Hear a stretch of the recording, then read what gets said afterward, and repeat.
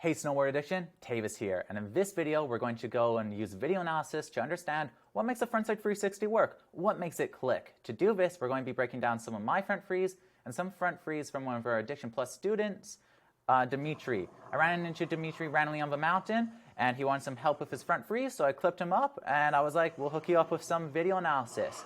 For those of you that don't know, we offer video analysis to all of our Addiction Plus team members.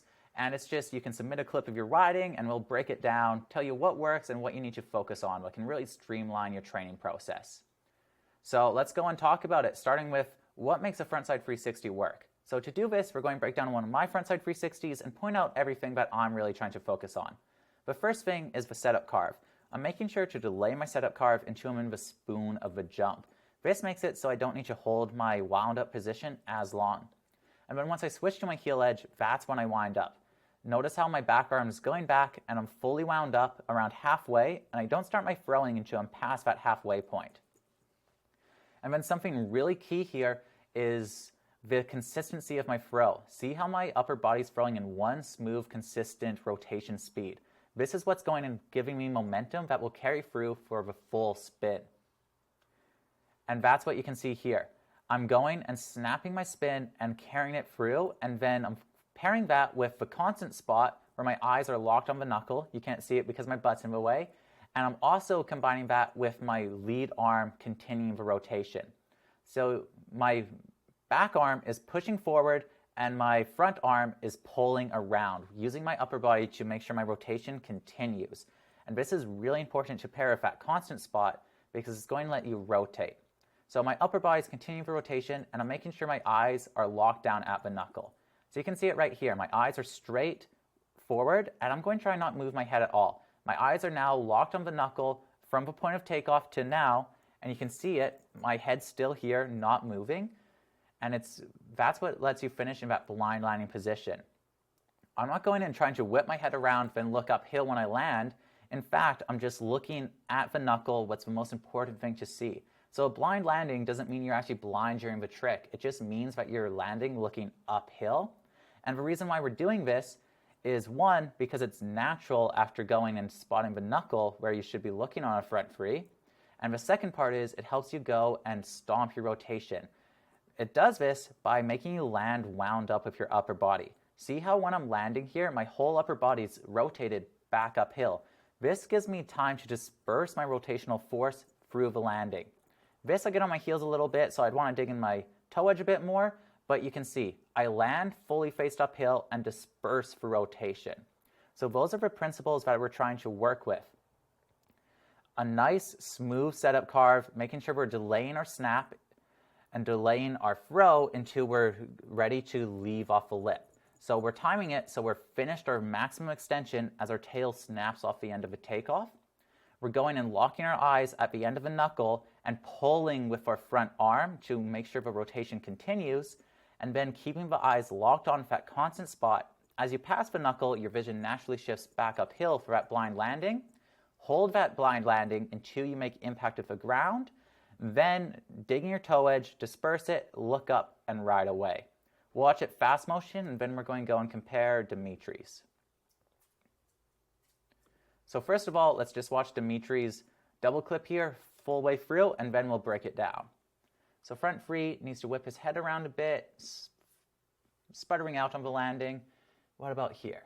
Bit smoother, but still a little bit twisted. So why is this happening? Let's go and break it down where we break down every video analysis, and that's starting with the takeoff. Takeoffs are very important, so they're the first thing we focus on. So he's coming in, good timing from the toes to the heels, not getting on too early, staying nice and closed off. See how he's still closed off around halfway at the jump? So this whole initial part of the setup is good. Eyes locked forward at the end of the knuckle, head positioning's good. Upper body's rotating, but then he gets stuck right here. The reason why this is happening is because he's actually snapping a bit too fast. Even though he's delayed, he's going and doing a fast snap motion, but halting his upper body. So you can see it here. His upper body is not moving. What this does is it stops your rotational force completely. Think about a drill. A drill is super powerful when it's spinning, but as soon as you let go of that trigger, it stops spinning and it stops all of its potential force. These same principles apply for snowboarding. So right now he has momentum, but since he halts his upper body rotation as his board's still leaving off a takeoff, his whole rotation's halted. So it's like going and letting go of a drill before you're ready, making it so he needs to go and whip his head around to generate rotation. And that's what we're seeing here. His body's locked up, so he needs to go and look around with his head. Then he's not looking at the knuckle of the jump where you would want to be for a blind landing. My blind landing was looking boom here, and his blind landing's looking back off the takeoff, what's completely blind because it doesn't let you know where you're going to hit or when you're going to hit, making it very scary and a legit blind landing. And then the other issue here is his vision's now forward, it's not down at the knuckle, and he's knuckling a little bit and then letting his vision pop up what's rotating around. Let's check this other front free and see if it's the same mistakes. So this one, not as good of a setup carve. This is because it's a 2-pack and he didn't get the time to set up, but he holds that heel edge, holds that closed off position really good, snaps it, and yeah, holds that upper body position. So let's count how long he is holding that same position. So from here, 1, 2, 3, 4, 5, 6, 7, 8, 9, 10, 11, around 11 frames where he's not going and having his upper body move. So see how he's staying still with his upper body this whole time. This is completely stopping his rotational force, and this is why he's needing to go and let go of that spot, because you can see his spot's in the right place, but he doesn't have that rotation letting him continue rotating. So he needs to look away from his spot and look over his shoulder to try flick it around, utilizing counter rotation for the full duration of a spin. I'm going to go and just give you a little bit of a demonstration on how you can actually use counter rotation, because counter rotation on a front free is actually super valid and super nice. So what counter rotation is it's letting your upper body preemptively rotate, and then you go and bring everything back together.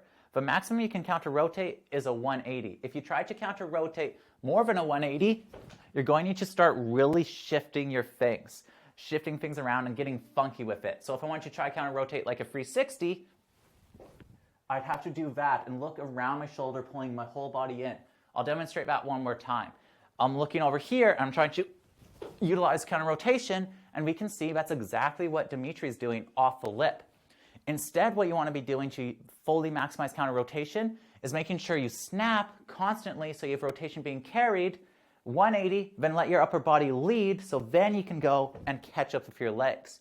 Because watch this, there's 2 ways to rotate a front free. You can either, 1, rotate all at once, fast like this, making it hectic, powerful, really precise timing.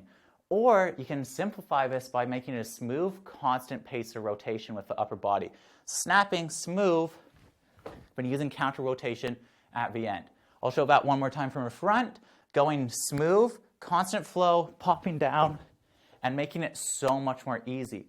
That's how you want to be utilizing counter rotation, but it all still stems from the rotation. So when you're thinking about doing a front free off the lip, make sure that you're going toe edge, heel edge, wind up, and when you're snapping, extending, and as you reach your point of fully extended, with your tail snapping off the end, you still have a little bit of upward momentum. So you're at your max point, but you're not stalled out. Because if you go and try throw, stall, rotate, you're going to get funky to try generate that power.